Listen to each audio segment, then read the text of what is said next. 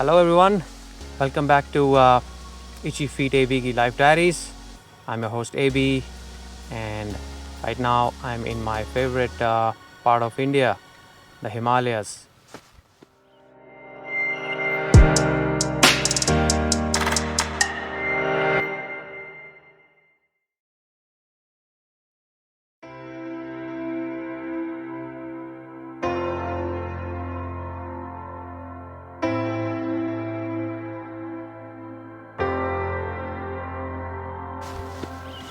This beautiful location is actually not even a kilometer from my home here, a place where I've lived for more than 25 years and still call home base, although I spend a lot more time in Mohali now.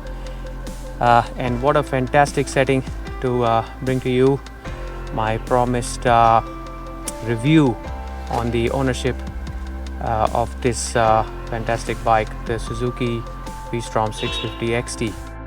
My last vlog, when I revealed this bike and rode it back from Jaipur, I had promised that soon I'll bring you a video where I will reveal my experiences of having owned it and ridden it for a few kilometers. So here I am, and here we go.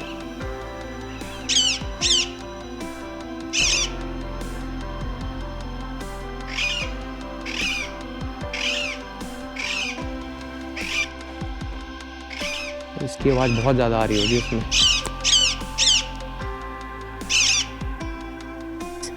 I have now completed more than 1200 kilometers on it, and I'll have to say it has been a fantastic experience. So as far as the specifications of this bike go, you can easily find them on the internet. So I will not go into details of that. So I'm just going to share some highlights which I found definitely worth mentioning. But before that, I'll quickly share with you whatever extras which have been installed on this bike apart from what was stock. So if you look here, this windscreen is came with the bike, so it's standard. The bike comes with the standard side stand, but I got a main center stand installed, which is going to be very handy when you want to service the bike and clean and lube the drive chain or check engine oil levels and in general service. Besides that, there is a engine crash guard which was installed by the dealership. This cover for the sump area, the engine oil filter and the exhaust, it's plastic, comes standard, but if you're going to be riding your bike on some very rough roads and with rocks and boulders and creeks, etc., you might want to install the metallic skid plate or the bash plate. Gone ahead and installed a few extras, as you can see. So these are the hand guards I got installed. These are from Park Busters. I ordered them online and they are pretty easy to install as well.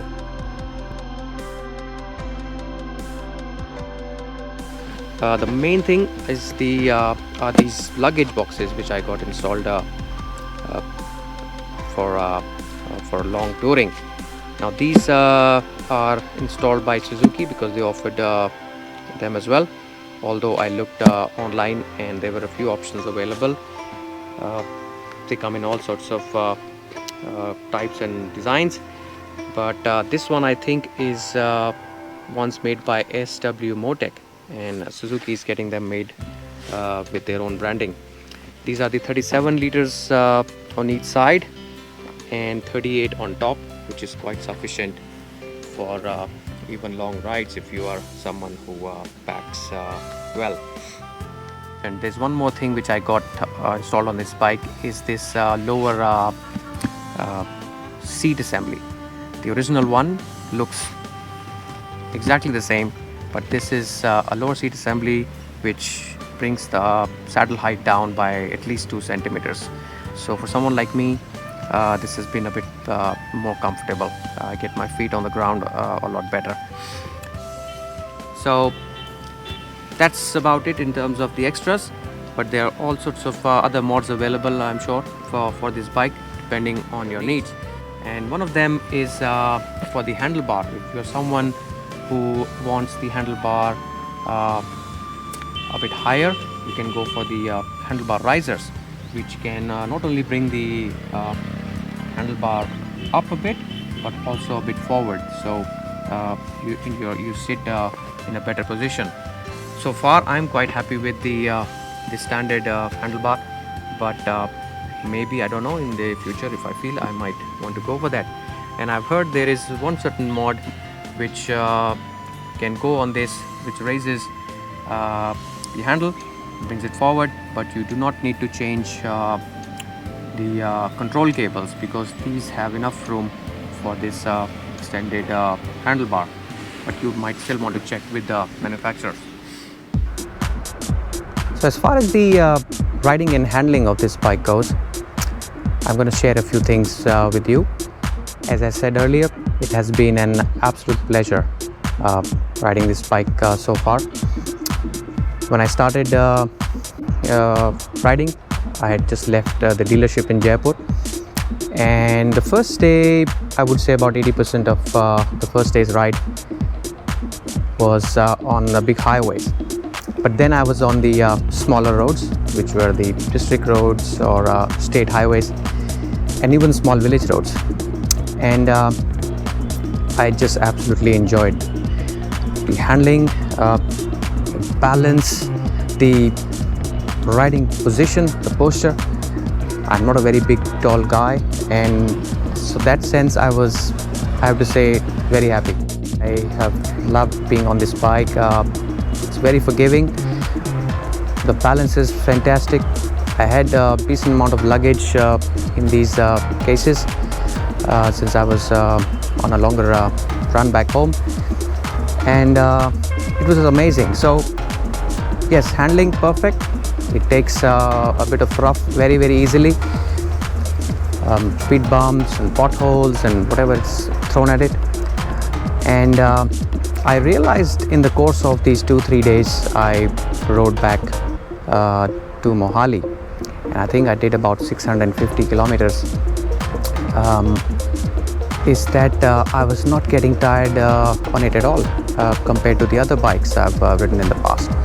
So on a certain day, I think it was the last day, I had a very late start because it was very foggy in the morning, and I was a bit lazy as well. And my aim was to get back home before it got too dark.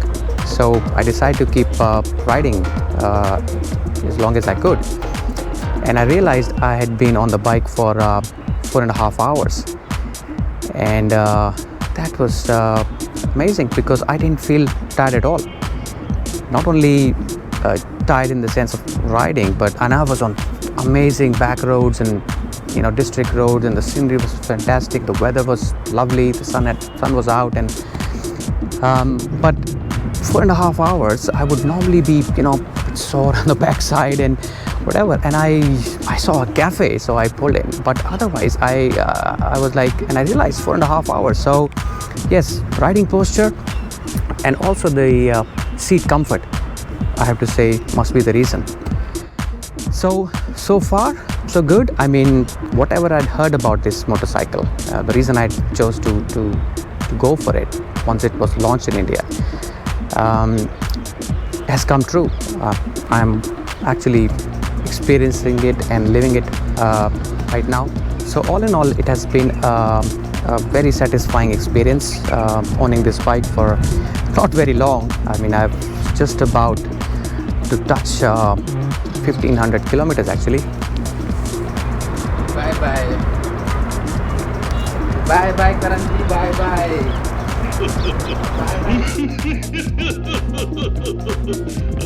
But I've just loved it.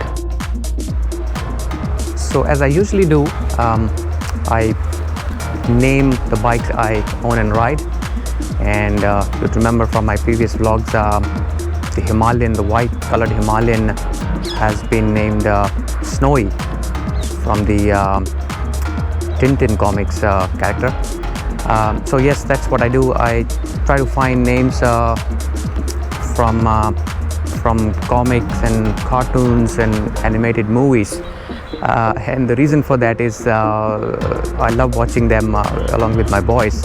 In fact, I'm generally a lot more excited about a new cartoon, or I mean animated movie coming out than even they are. So when I was buying this bike, I decided to buy this bike. I'd asked the boys to come up with an idea, a name for this new bike, and I gave them a few days to think about it. So my eldest son Aryan came up with a brilliant idea. We used to watch a lot of the Looney Tune cartoons, and one of our favorite series was the Roadrunner and the Wile E. Coyote ones. And he said, he came up with the idea, said, why don't you name your new bike Roadrunner? And I thought that was a brilliant idea because it makes so much sense for this bike.